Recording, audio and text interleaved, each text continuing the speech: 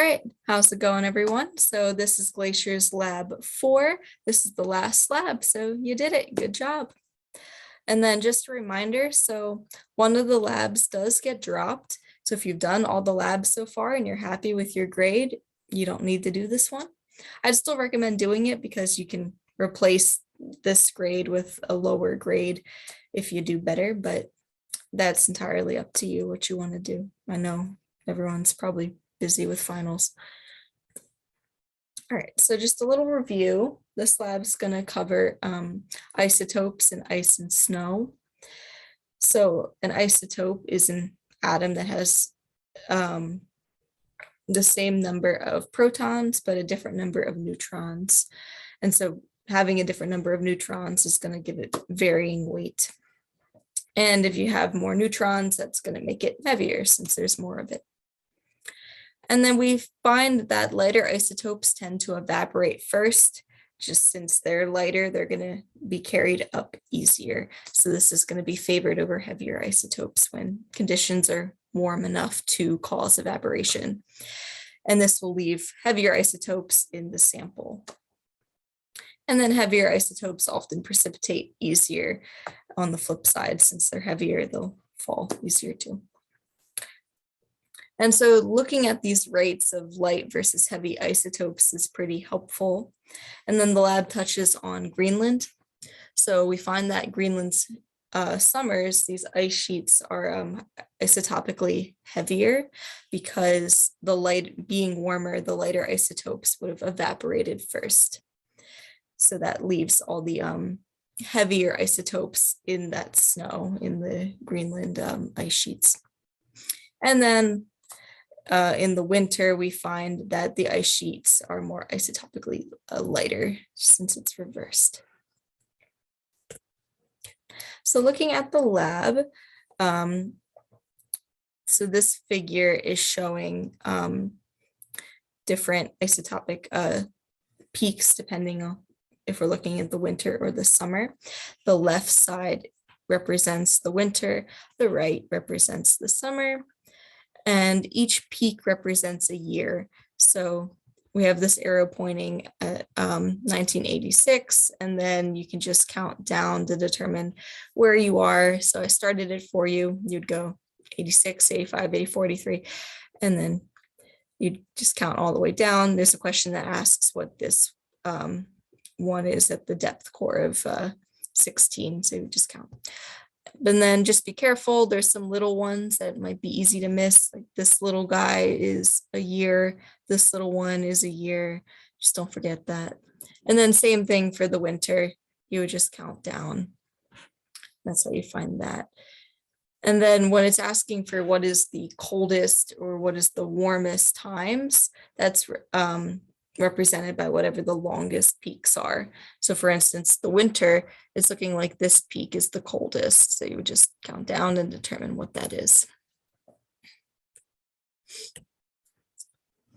So question 3 is talking about accumulation rate, which rate would be meters per year. We can find the meters with your y-axis here for I believe it asks for the time difference between 1986 and 1958 for the summer. So we'd be looking on the right side. You'd have to count down and find where those 2 years are. And then whatever that gap is, you can determine that by taking the difference of the depth on this axis. And then you would take the difference in years, and you could take the meters that we found this way, divide by the year difference, and that would give us the accumulation rate. Question 5 talks about density, and it's right here for you on the image, so it's not a trick. It's just right here. It's 480. And then before I jump into the next part, there is some other math that you'll have to do, but the lab does a pretty good job at kind of saying what to multiply with what or what to divide with what. Just make sure you are reading it carefully. It tends to explain how to do it above the question in the smaller text. So just don't forget about that because it is there to help you.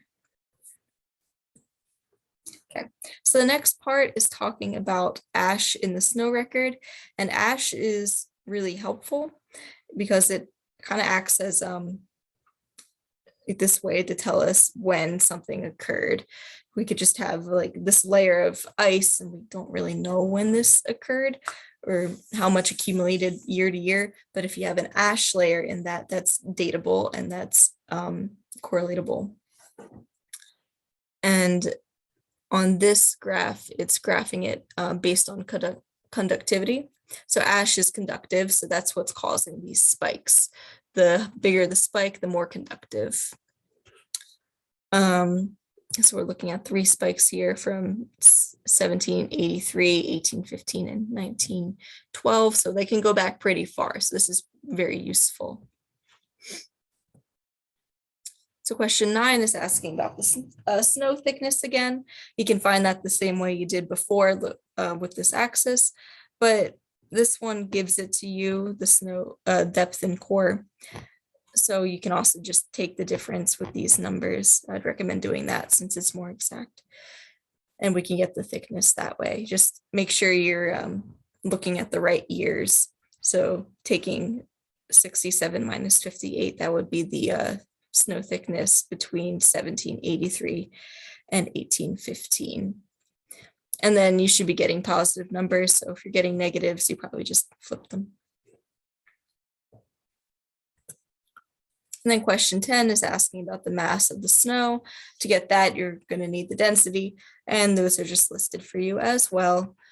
And then you would just multiply this by the snow thickness you just found by taking that difference in the depth and core values listed. And then just make sure you're using the right density as well. So it lists 3 for you. And then question 11 asks for the mean annual accumulation. You're going to need to find the difference in years. So you would just take the difference between each set it lists for you. So 1815 minus 1783, that's a 32-year difference.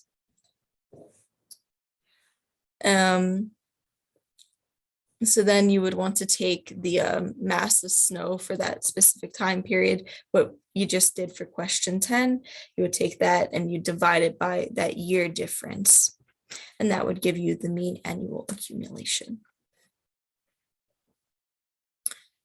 And yeah, so that's all I have, kind of short. So just make sure to kind of read through the lab because it does explain kind of how to do the math. But yeah, that's it.